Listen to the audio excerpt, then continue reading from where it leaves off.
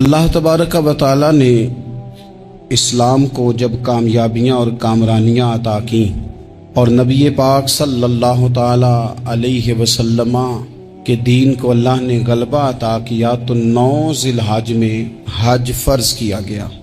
حج اس سے پہلے بھی کیا جاتا تھا، قرآنی شریعتوں میں بھی حضرت ابراہیم علیہ السلام کے طریقے پر حج ہوتا تھا۔ پھر کفار مکہ نے، قریش مکہ نے اس میں کچھ غلط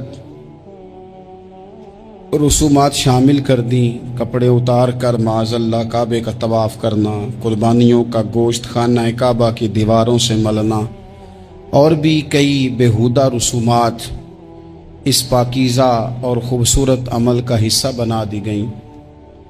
پھر 9 ذی الحج کو حج فرض ہوا۔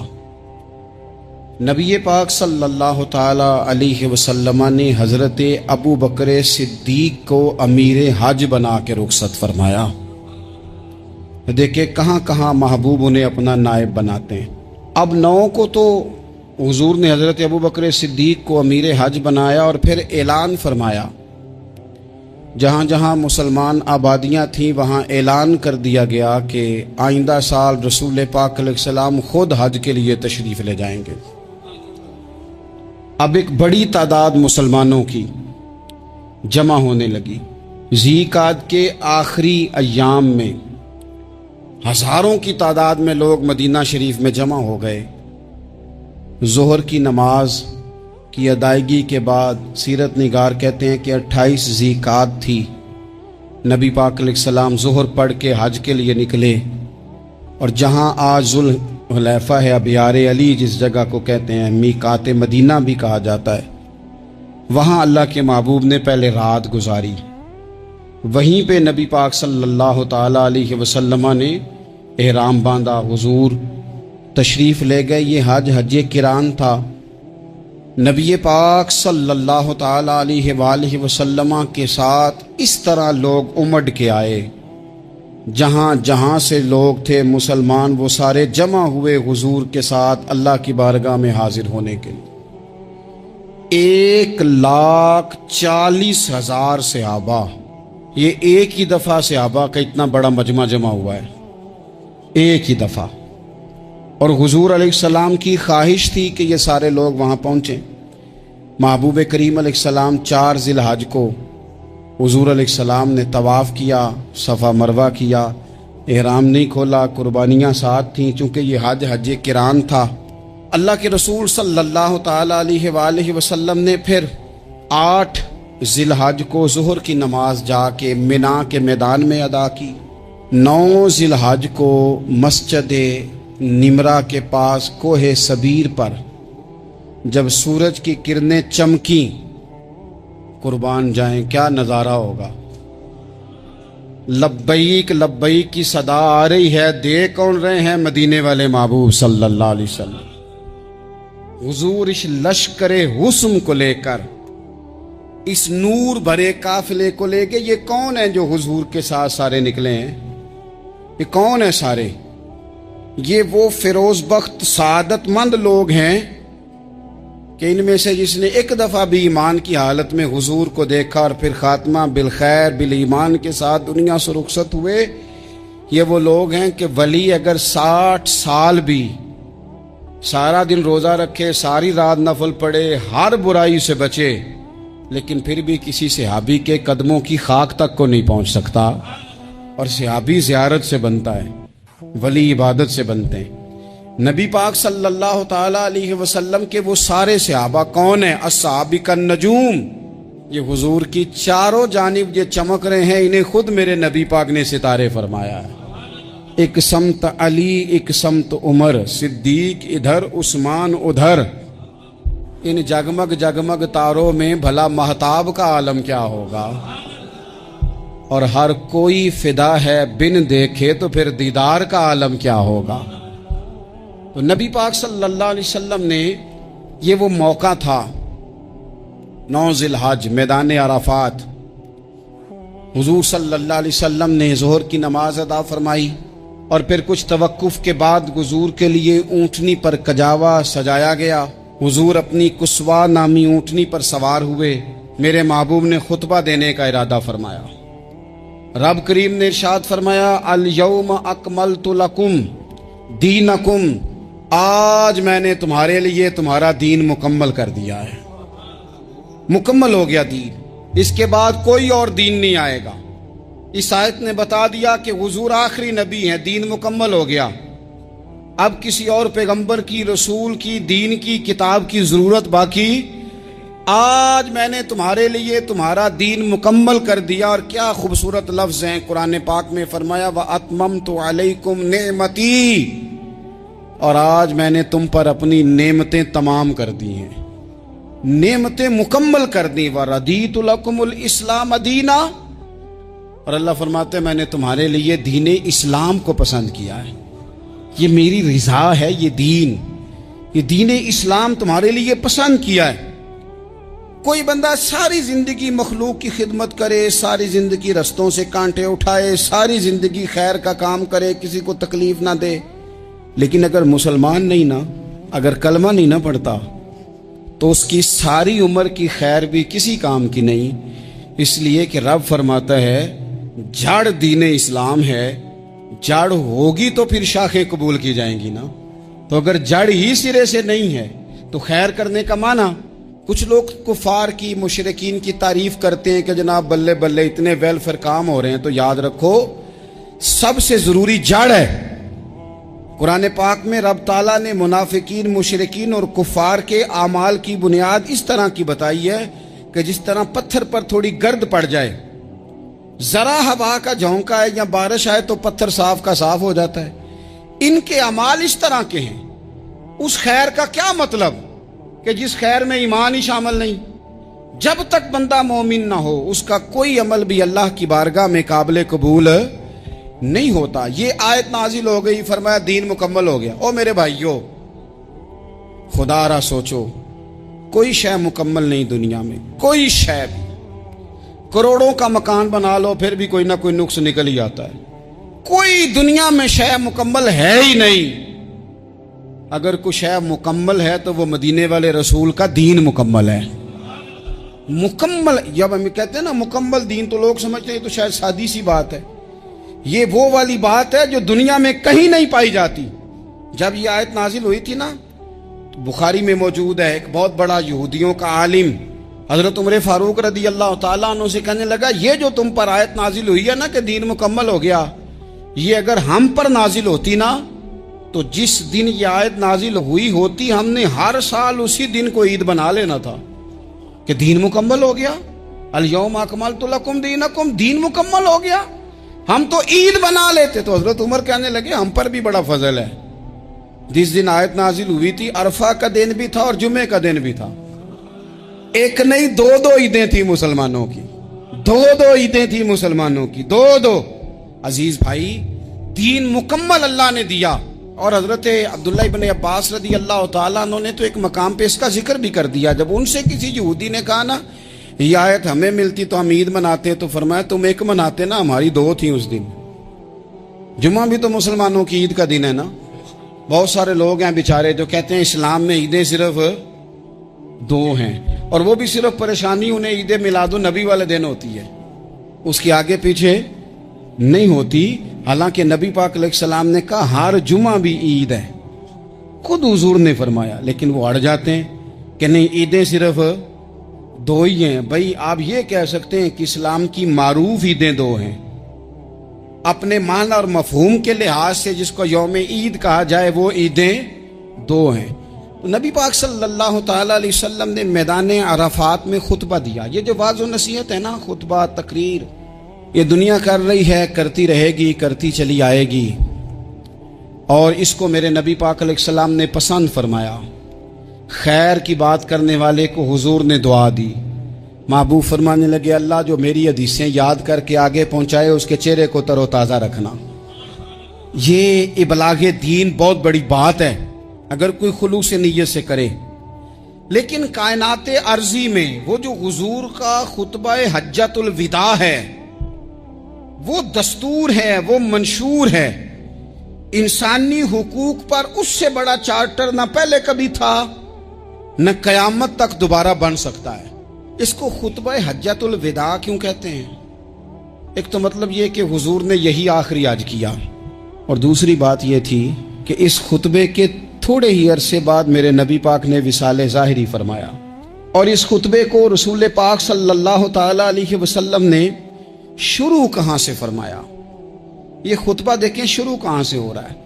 انسان دنیا میں ملتا بھی ہے، جدا بھی ہوتا ہے، یہ جو جدائی کا وقت ہوتا ہے نا، جدائی کا، شاید بڑی سوچ سمجھ کے کہا تھا حضرت میاں صاحب نے، بڑی غور کر کے انہوں نے کہا تھا کہ دریا کنڈے روخ نہ لائیے، جو آوے روڑ جاوے۔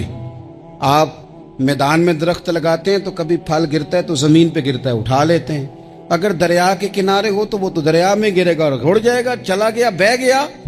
فرمانے لگے دریا کنڈے روخ نہ لائیے، جو آوے رڑ جاوے، تے پردیسی نال نہ یاری لائیے، او دا جدوں دل کرے ٹر جاوے، وہ تو چلا جاتا ہے۔ یہ خطبہ شروع کہاں سے ہو رہا ہے؟ یعنی ابھی آغاز کلام ہے، بات آگے آئے گی، آغاز کلام ہے۔ میں کہہ چکا ہوں ولی شاید عبادت کر کے بنے، تقوی اختیار کر کے بنے، ولی اللہ کی حرام کردہ ہر شے سے اجتناب کر کے بنے، وہ جس میں شبہ ہے اس سے بھی بچے تو پھر ولی بنے۔ لیکن صحابی تو حضور کی زیارت سے بنتا ہے نا، نبی پاک کی زیارت سے بنتا ہے، اور صحابہ تو وہ صحابہ تھے جن کی ہر صبح عید ہوتی تھی، خدا کا قرب حاصل تھا، نبی کی دید ہوتی تھی۔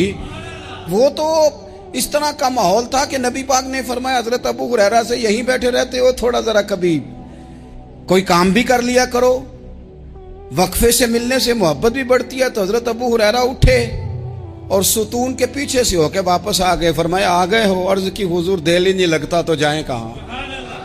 وہ جو حضور سے آ کے کہتے تھے نا یا رسول اللہ صلی اللہ علیہ وسلم، حضرت صوبان بن مالک، حضور نے فرمایا پریشان دکھائی دیتے ہو، کہا یا رسول اللہ ایک بات پریشان کرتی ہے۔ کہا وہ کیا؟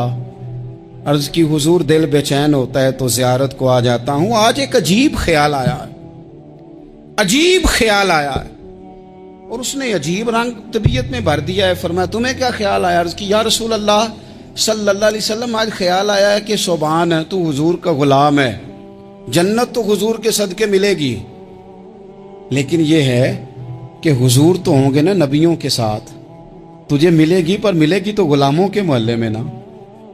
تو دل میں خیال آیا کہ وہاں زیارت بھی ہوگی کہ نہیں، او جنت میرے کس کاری جتھے یار نظر نہ آوے، زیارت بھی ہوگی کہ نہیں۔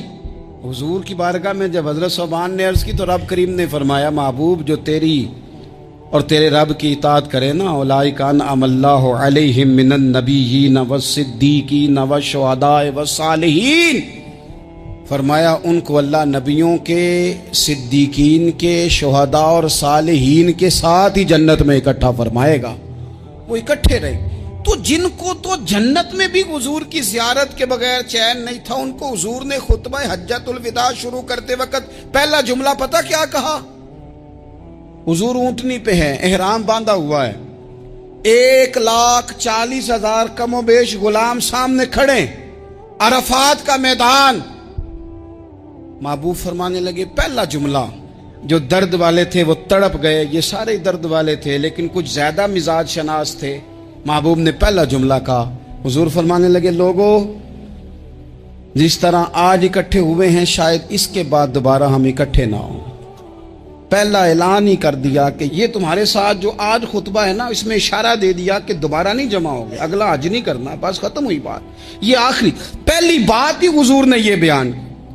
اب وہ اتنے دل نرم ہو گئے حضور کی بات سن کے، آنکھوں میں آنسو اس طرح آ گئے، طبیعت کا ملان اتنا بڑھ گیا کہ ہر ایک کا دل کشکول بن گیا، ہر طرف سے آہیں اور سسکیاں ہیں کہ حضور کے وہ جملے یوں صحابہ لے رہے تھے جب آپ سے کوئی کہہ دے کہ بھائی یہ وقت بس آخری ملاقات کا ہے، تو پھر انہوں نے وہ تو حضور کی ہر بات ہی توجہ سے سنتے تھے، پر یہاں جو انداز بن گیا وہ انوکھا بن گیا۔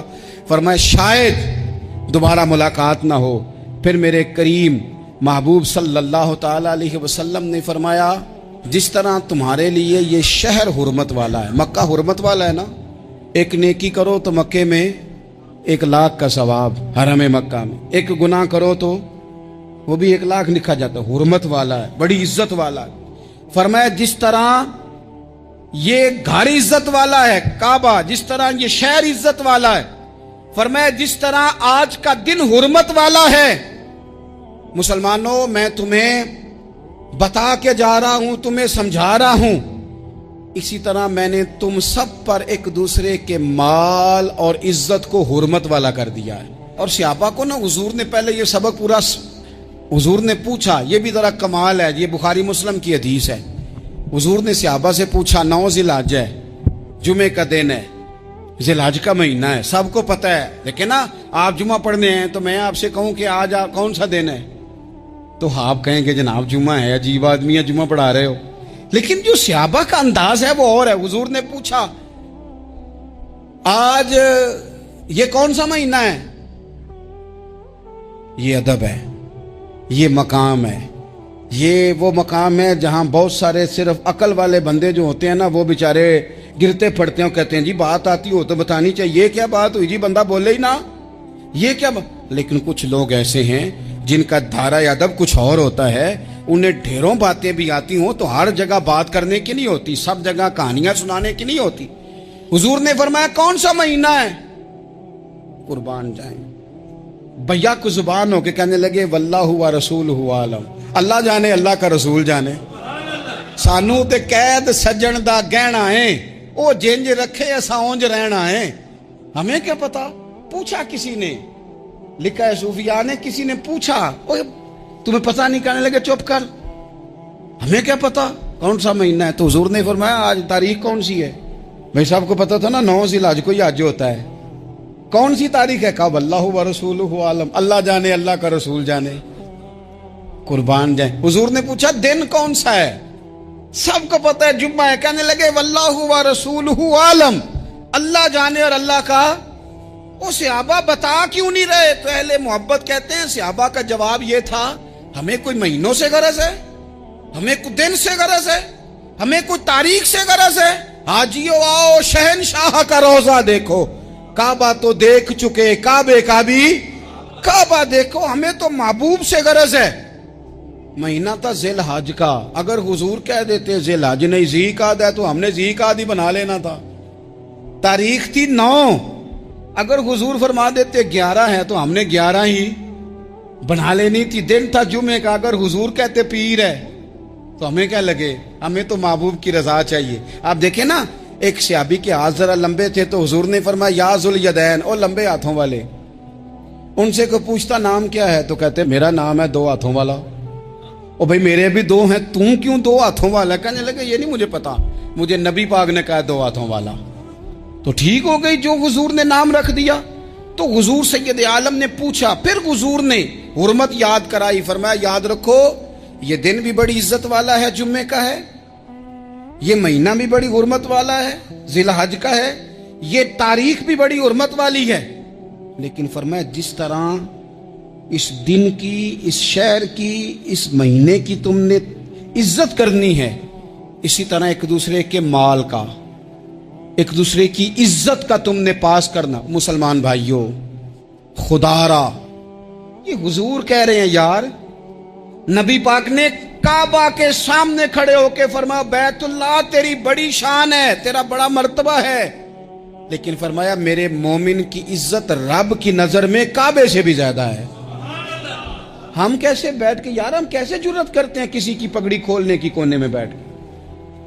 हम अपने घर बैठ के किसी पर तबसरा कर गए, किसी बंदा मोमिन की इज्जत उछाल गए, बिल्कुल पता नहीं था बात का, और हमने कहानी बना दी पूरी की पूरी, दास्तान सराई कर गए। सुबह से शाम तक हमारी गपशप का उन्वान क्या है? किसी ना किसी का शिकवा, किसी न किसी की शिकायत, ये हमारी गपशप है। खुदारा हुजूर ने तो खुतबा हज्जतुल विदा में पहला सबक ये दिया था कि मेरे जाने के बाद एक दूसरे की इज्जत करना, और इसी खुतबे में एक जगह पे फरमाया ये ना हो कि मेरे जाने के बाद तुम एक दूसरे की गर्दनें मारने लग जाओ। एक दूसरे की इज्जतों का ख्याल करना, पास करना। मुसलमानों, मेरे अजीज भाइयों, बुजुर्गों, इज्जतों का दिफा शुरू करें। थोड़ी देर के लिए अपनी जुबान لوگوں کے اوپر تبصرہ کرنے سے کنٹرول میں لائیں۔ کچھ چیزیں ایسی، میں مختلف شہروں میں جاتا ہوں، جس شہر میں گئے وہاں لوگوں نے یہ کہا جناب یہاں جو مولانا ہے نا، بعض لوگ یہ باتیں بڑی چسکے لے کے سنتے ہیں، یہاں جو مولانا ہے نا وہ کچھ نہیں کرتے، آپ بڑے اچھے ہیں، یہاں جو پیر صاحب ہیں وہ بڑے گڑبڑ ہیں، آپ بڑے اچھے ہیں۔ تو میں ان سے کہتا ہوں کہ میں اس لیے اچھا ہوں کہ میں تھوڑی دیر کے لیے آیا ہوں، میں نے چلے جانا ہے۔ اور دوسری بات یہ کہ مجھے آپ جتنا مرضی اچھا کہہ لیں، میں نے رخصت ہو جانا ہے 2-3 گھنٹوں کے بعد۔ یہاں جس آدمی کا آپ شکوہ کر رہے ہیں نا، آپ اس کو جنازے کے لیے خبر کریں نہ کریں، اسے پتہ چل گیا نا محلے میں جنازہ ہو گیا، تو اسے کوئی کام بھی ہوا تو اس نے کہنا یار نہیں محلے میں فوتگی ہوگی، میں نے جنازہ پڑھانا ہے، اس نے جانا نہیں۔ تو کمزوریاں تو سب جگہ ہوتی ہیں، لیکن ان کمزوریوں کی وجہ سے آپس میں بغض پیدا کر لیا جائے گا۔ اور پھر کمال بات ہے نا کہ اپنی ساری کمزوریوں سمیت اپنے آپ سے پیار ہے، اپنے آپ سے محبت ہے، اور دوسرے کی ایک کا پتہ چل جائے تو ہمیں گھن آنے لگ جاتی۔ تو حضور نے خطبہ حجت الوداع کے موقع پر یہ بات ارشاد فرمائی۔ دوسرا حضور نے فرمایا لوگوں یاد رکھنا، یہ خطبہ حجت الوداع میں نبی پاک نے فرمایا، یہ حضور خطبہ دے رہے ہیں، اور اس وقت دے رہے ہیں جب حضور صحابہ کو بتا چکے ہیں کہ یہ آخری ملاقات ہے۔ جو دور دراز سے آئے ہیں ان کو بتایا ہے کہ یہ میری تمہاری جو مجلس ہے، جو محفل ہے، جو تم سے بات ہو رہی ہے، یہ آخری ہے۔ محبوب فرمانے لگے لوگوں یاد رکھنا قیامت قائم ہوگی۔ ان جملوں کا حسن ملاحظہ کر لیں۔ فرمایا قیامت قائم ہوگی، تم اپنے رب سے ملاقات کرو گے، اور فرمایا تمہارا رب تم سے تمہارے اعمال کے بارے میں پوچھے گا۔ یہ خطبہ حجت الوداع میں کریم نے فرمایا، صبح تم اٹھے کیا عمل کیا، اللہ پوچھے گا۔ کسی سے ملاقات ہوئی، طرز کیا تھی، سوچ کیا تھی، اللہ پوچھے گا۔ لین دین میں کیا معاملات تھے، تمہارے اعمال کے، اللہ سے ملاقات ہوگی، وہ کھڑا کر کے پوچھے گا۔ اور حدیث میں کئی جگہ پہ حضور نے فرمایا وہ تم سے سوال کرے گا، تمہیں جواب دینا ہے۔ میرے عزیز بھائیوں، تیار رہنا چاہیے، تیار۔ ہم نا منت کرتے ہیں آخری دن ہو نا، تنخواہ دار لوگ کہتے ہیں یار یہ آخری ایام چل رہے ہیں، کوئی خرچہ نہ بتا، اس لیے کہ حساب کے متھے لگنا ہے۔ آخری دنوں میں، بجٹ کے دنوں میں لوگ پریشان ہوتے ہیں کہ حساب دینا ہے۔ جب رب سے ملاقات کریں گے اور وہ حساب مانگے گا، کتنا مشکل کام ہے۔ اور ایک مقام پہ حضور نے فرمایا جس سے اللہ نے حساب مانگا وہ تو الجھ گیا، دعا کرو وہ حساب مانگے ہی نہ، بے حساب ہی بخشش فرما دے۔ نبی پاک صلی اللہ تعالی علیہ وآلہ وسلم نے ارشاد فرمایا اسی خطبہ حجت الوداع میں، حضور فرمانے لگے سن لو، میں نے تم تک اللہ تعالیٰ کا پیغام پہنچا دیا ہے۔ اب جس شخص کے پاس امانت رکھی ہو اس پر لازم ہے کہ وہ امانت اس تک پہنچا دے جو اس کا مالک ہے۔ ہم بہت سارے لوگ ایسے ہوتے ہیں، ہمارے پاس امانتیں ہوتی ہیں، کچھ بھی نہ ہو تو کچھ لوگوں کے راز کی امانت ہوتی ہے، کچھ بھی نہ ہو تو کچھ لوگوں کی باتیں ہم تک پہنچ جاتی ہیں، وہ راز ہوتا ہے، وہ امانت ہوتی ہے۔ مجلس کی گفتگو بھی امانت ہے، لیکن ہم امانتوں کا خیال نہیں کرتے، خیانت ہو جاتی ہے۔ بہت محتاط ہو کر اپنی زندگی میں امانتوں کا خیال کیا جائے۔ یا ایھا الذین آمنوا لا تخونوا اللہ والرسول وتخونوا اماناتکم وانتم تعلمون۔ اللہ فرماتے ہیں ایمان والو، نہ رب سے خیانت کرنا، نہ رب کے رسول سے خیانت کرنا، نہ آپس میں ایک دوسرے سے خیانت کرنا، جانتے بوجھتے ہوئے یہ کام نہ کرنا۔ وانتم تعلمون، جانتے ہو، تمہیں پتہ ہے۔ کبھی بھی بددیانتی کا مظاہرہ نہ کریں اپنی زندگی میں، کبھی بھی۔ اور یہ بھی یاد رکھ لیں، بچوں کو کیا پتا کہ ہمارا ابا حلال لا رہا ہے کہ حرام لا رہا ہے، آپ لا رہے ہیں نا، تو وہ تو بیچارے بھولے پن میں کھا رہے ہیں، تو حساب آپ نے دینا ہے۔ جنہ لی تو پاپ کمائے ہن کتھے نہیں ہو تیرے کر دے، بلانا۔ تو بچوں کا تو یہ معاملہ ہے بھائی، اللہ ماشاءاللہ کہ وہ وقت پہ ہی، شادی کے 10-15 دن کے بعد ہی ان کو پیغام مل جاتا ہے کہ اگر ہمارا علیحدہ گھر ہو تو میں مرضی سے سجاؤں، تو میں مرضی سے سواروں، تو میرا کوئی مطلب اپنا سلسلہ ہو، تو بڑے ٹائم پہ ساری باتیں شروع ہو جاتی ہیں، وہ تو معاملہ ہی بالکل اور ہے۔ تو بالکل کسی بھی امانت میں کبھی بھی خیانت کرنے کی کوشش نہ کریں، اور یاد رکھیں مال حرام جہاں آتا ہے وہاں بڑی تباہی آتی ہے، جہاں لوگ بددیانت ہو جاتے ہیں وہاں معاملات بڑے خراب ہو جاتے ہیں۔ اللہ تبارک و تعالی دیانتداری کی توفیق عطا فرمائے۔ حضور نے خطبہ حجت الوداع کے موقع پر فرمایا میں نے آج جاہلیت کے سارے سود ختم کر دیے، نبی پاک میدان عرفات میں کھڑے ہو کے فرمانے لگے جس بندے نے بھی کسی سے پیسے لیے ہیں وہ اصل رقم دے گا، زائد نہیں دے گا۔ حضور کے بڑے قریبی تھے ایک، فرمایا انہوں نے بھی کچھ لوگوں سے پیسے لیے میں، چونکہ وہ سب لوگ کرتے تھے، حرام ہی نہیں تھا، فرمایا میں ان کو بھی حکم دیتا ہوں کہ یہ اصل رقم وصول کریں گے، کسی سے ایک پائی بھی زیادہ وصول نہ کریں گے۔ نبی پاک صلی اللہ تعالی علیہ وسلم نے خطبہ حجۃ الوداع میں ایک باریک بات حضور نے بھی، یہ آپ نے ضرور سمجھنی ہے، بالخصوص جو لوگ تھوڑا دین پر عمل کر رہے ہیں، جن کا لبادہ مذہبی ہو گیا، جنہیں لوگ حضرت صاحب، قاری صاحب، علامہ صاحب، مفتی صاحب، حاجی صاحب، بزرگوں کہہ کے بلاتے ہیں، وہ اس پر توجہ کریں۔ میرے نبی پاک صلی اللہ علیہ وسلم نے خطبہ حجۃ الوداع کے موقع پہ ارشاد فرمایا، لوگو شیطان اب مایوس ہو گیا ہے، وہ تم سے بتوں کی پوجا نہیں کرا سکے گا، ہاں وہ تمہیں چھوٹے چھوٹے گناہوں میں مبتلا کرے گا، وہ تم سے چھوٹے چھوٹے عیب کرائے گا، تم سمجھو گے یہ تو غلطی کوئی نہیں، فرمایا اس سے بچ کے رہنا۔ اب وہ مایوس ہو گیا، بتوں کی پوجا نہیں کرا سکتا، تمہیں اپنی پوجا نہیں کرا سکتا، لیکن چھوٹی چھوٹی غلطیاں، ایک مقام پہ فرمایا نا چھوٹا گناہ ہونا تو مومن اسے پہاڑ سمجھتا ہے، اتنا بڑا ہو گیا، اور منافق کہتا ہے یہ تو کچھ بھی نہیں۔ تو اپنی زندگی کے اندر چھوٹی چھوٹی کوتاہیاں، حضرت سعدی فرمایا کرتے تھے سیلاب اچانک نہیں آتے، پہلے چھوٹا سا سوراخ ہوتا ہے دریا کے کنارے میں، اسے بند نہ کیا جائے پھر بڑا ہو جاتا ہے، پھر وہ ٹائم آتا ہے کہ بند ٹوٹ جاتا ہے، بستیاں ڈوب جاتی ہیں۔ پہلے چھوٹا گناہ انسان کرتا ہے، چھوٹا، پھر اس سے آگے بڑھتا جاتا ہے اور بڑی بڑی غلطیاں ہوتی ہیں۔ اللہ تبارک و تعالی ہمیں رائی کے دانے کے برابر بھی غلطی کرنے سے محفوظ فرمائے۔ نبی پاک صلی اللہ تعالی علیہ وسلم نے اسی موقع پر ارشاد فرمایا، لوگو اللہ سے ڈرتے رہنا، اور میں تمہیں عورتوں کے ساتھ بھلائی کی وصیت کرتا ہوں۔ فرمایا رب نے تمہیں اختیار دیا ہے، عورتیں تمہارے سپرد کی ہیں، ان سے اچھا سلوک کرنا۔ فرمایا اگر کبھی کوئی ان پر تمہیں سختی کرنی بھی پڑے تو اتنی کرنا جتنی ان کی غلطی ہو، ان سے درگزر کرنا، ان سے پیار کرنا۔ اسلام نے خاتون کو باقاعدہ حقوق دیے، باقاعدہ، صحیح بخاری میں حدیث ہے۔ یہ جو نوجوان ہیں، مطالعہ کرنے والے، پڑھنے سننے سمجھنے والے، یاد رکھا کریں ان چیزوں کو۔ حضرت بریرہ رضی اللہ تعالیٰ عنہ حضرت عائشہ صدیقہ کی کنیزہ ہیں، حضرت مغیث رضی اللہ تعالیٰ عنہ ایک صحابی ہیں، ان کی وہ اہلیہ ہیں، وہ اپنے خامد سے علیحدگی چاہتی تھی، ان کے خامد بڑی محبت کرتے تھے، علیحدہ ہونا نہیں چاہتے تھے، خاتون رہنا نہیں چاہتی تھی۔ انہوں نے بڑی سفارشیں کرائیں کہ میرا خامد، میری بیوی مجھ سے صلح کر لے، حالانکہ وہ خاتون کنیز ہیں، خادمہ ہیں، کوئی بڑے قبیلے سے بظاہر تعلق نہیں۔ بالآخر انہوں نے گزارش کی، سیدہ عائشہ صدیقہ رضی اللہ تعالیٰ عنہ سے کہا کچھ اور ذرائع اختیار کیے۔ حضرت مغیث نے رضی اللہ تعالیٰ عنہ، ان کے شوہر نے، کہ نبی پاک علیہ السلام کی خدمت میں عرض کریں حضور میری سفارش کریں کہ یہ مجھ سے صلح کر لیں۔ تو نبی پاک علیہ السلام نے حضرت بریرہ رضی اللہ تعالیٰ عنہ جو کنیزہ ہیں، خادمہ ہیں، ان کو بلا کے کہا تمہارا خامد صلح کرنا چاہتا ہے۔ یہاں برادری کا بڑا کے کہتا ہے پتر وہ میری بھی نہیں تو گال رکھنی، وہ میرے ککھاں دا بھی نہیں تو، وہ کیا کہہ رہے ہیں آپ؟ اللہ نے اسے حق دیا ہے، اور جسے حق اللہ دے اس کا رسول دے، اس سے کون ہوتا ہے کوئی حق چھیننے والا؟ نبی پاک صلی اللہ علیہ وسلم نے حضرت بریرہ سے کہا تمہارا خامد صلح کرنا چاہتا ہے اور وہ روتا ہے تمہارے لیے، اور اس نے بڑی سفارشیں کی ہیں، تم اس سے صلح کر لو۔